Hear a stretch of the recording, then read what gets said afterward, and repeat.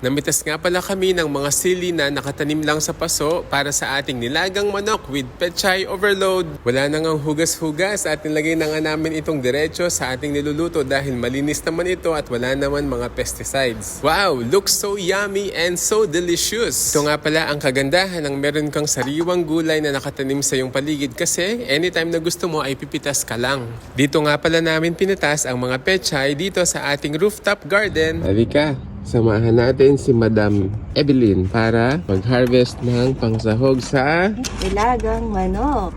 yun o, yung malaki yan. Uy, laki nito. Tignan mo, matatakpan na yung face mo. 1, Grabe, ang dami. 2. Ito kung masarap ang luto. Yun, so una nga ay pinakuluan natin ng tubig at kasama na rin ang mga manok. Wala na yung balat para less cholesterol.